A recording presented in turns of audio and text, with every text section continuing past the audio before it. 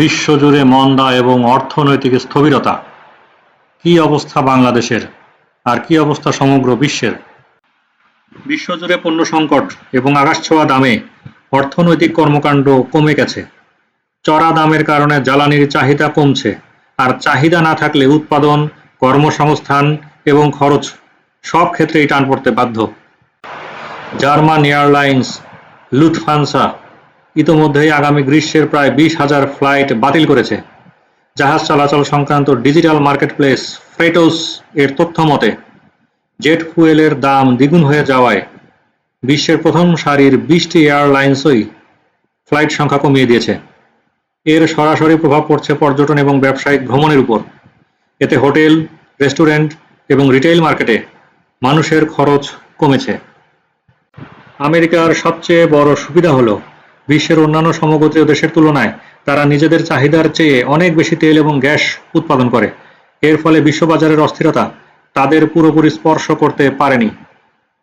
এছাড়া আমেরিকার অর্থনীতি মূলত সেবা খাত নির্ভর। তেলের দাম বাড়লে জ্বালানি ঘন উৎপাদন শিল্প যেভাবে ধাক্কা খায়, আমেরিকার উপর তার প্রভাব পড়ে অনেক পরে। যুদ্ধের আগেও তাদের অর্থনীতি যথেষ্ট মজবুত ছিল, যা যে কোনো মন্দা মোকাবিলায় ঢাল হিসেবে কাজ করছে। কলম্বিয়া বিশ্ববিদ্যালয়ের সেন্টার অন গ্লোবাল এনার্জি পলিসির প্রতিষ্ঠাতা পরিচালক জেসন বর্ডফ বলেন, বাকি বিশ্ব যে যন্ত্রণার মধ্য দিয়ে যাচ্ছে, আমেরিকা এখনও তা টের পাচ্ছে না।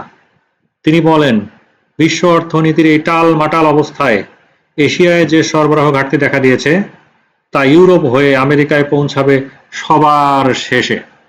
তবে যুদ্ধ দীর্ঘস্থায়ী হলে এই আঁচ থেকে বাঁচতে পারবে না খোদ ওয়াশিংটনও। জ্বালানির দাম বাড়লে পণ্য পরিবহন ব্যয় বাড়বে, যার জেরে অন্যান্য নিত্যপণ্যের দামও সাধারণ মানুষের নাগালের বাইরে চলে যেতে পারে। বাইডেন প্রশাসনের সাবেক প্রধান অর্থনীতিবিদ বেন হ্যারিস বলেন, এই ধাক্কা কতদিন স্থায়ী হবে তা আমরা জানি না। পরিস্থিতি এমন চলতে থাকলে আগামী 6 মাস পর আলোচনার মোড় সম্পূর্ণ ঘুরে যেতে পারে। এমনকি আগামীকালই যদি যুদ্ধ থেমে যায়, তবুও হরমুজ প্রণালী দিয়ে জাহাজ চলাচল আগের মতো স্বাভাবিক হওয়া নিয়ে সন্দিহান অধিকাংশ জ্বালানি কোম্পানির শীর্ষ নির্বাহী এবং রাজনৈতিক বিশ্লেষকরা। এই গুরুত্বপূর্ণ নৌপথটি যে কত সহজে বন্ধ করে দেওয়া সম্ভব, তা এই যুদ্ধ দেখিয়ে দিয়েছে। ফলে আগামী দিনে ঝুঁকি এবং বিমা খরচ দুটোই বাড়বে। এছাড়া মিসাইলের আঘাতে অবকাঠামোর যে ব্যাপক ক্ষয়ক্ষতি হয়েছে, তার জেরে আগামী 4 বছর তেলের দাম চড়া থাকবে বলে মনে করছে হাই ফ্রিকোয়েন্সি ইকোনমিক্স নামক একটি সংস্থা। ডোনাল্ড ট্রাম্পের খামখেয়ালি বাণিজ্য নীতি এবং গ্রিনল্যান্ড দখলের মতো অদ্ভুত সব দাবির কারণে ইতোমধ্যে মিত্র দেশগুলো আমেরিকার সঙ্গে সম্পর্ক নিয়ে নতুন করে ভাবতে শুরু করেছে।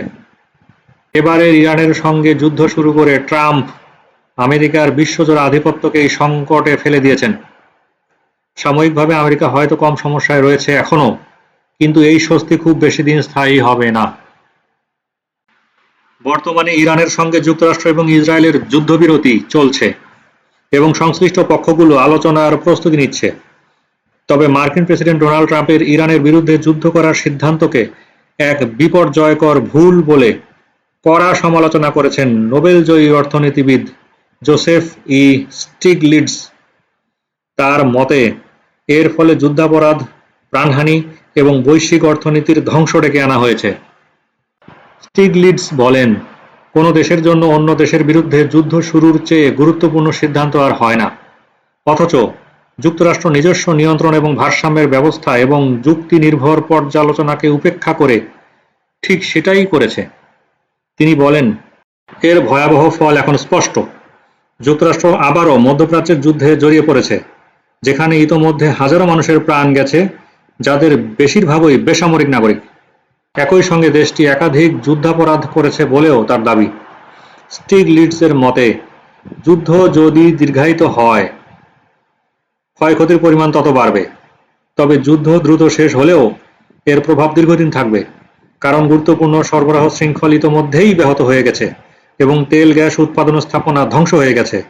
বেশিরভাগ হিসাব অনুসারে এসব ক্ষতি সারাতে কয়েক বছর সময় লাগবে। তিনি বলেন, ট্রাম্পের শুল্ক নীতির পর এবার যুদ্ধের কারণে অর্থনৈতিক ক্ষতি আরও বেড়েছে। যা মূল্যস্ফীতি বৃদ্ধিতে ভূমিকা রেখেছে। বিশ্ব আগে থেকেই ক্রয় ক্ষমতা সংকটে ছিল।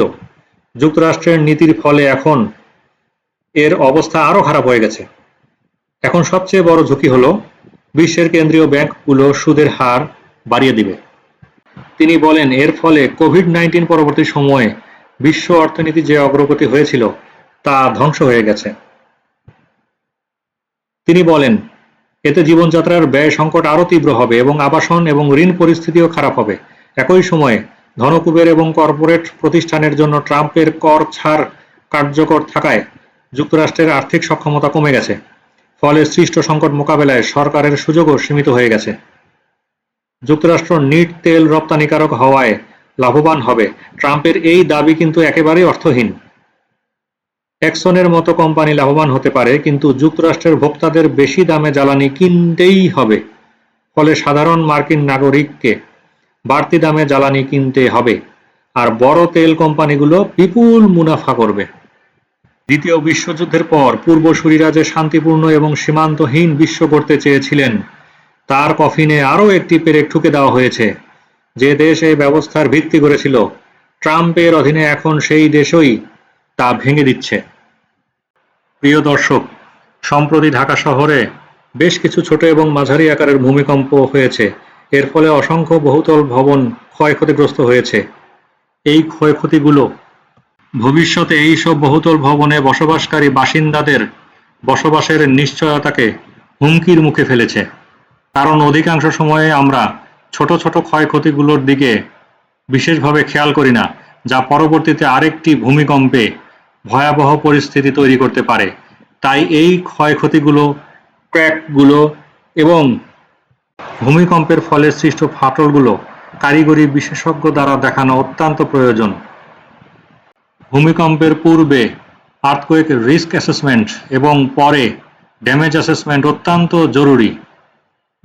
Earthquake risk assessment, damage assessment এবং সম্ভাব্য রেট্রোফিট ডিজাইনের জন্য ডেসক্রিপশন বক্সে দেখানো নাম্বারে যোগাযোগ করুন। প্রকৌশলী আহসান।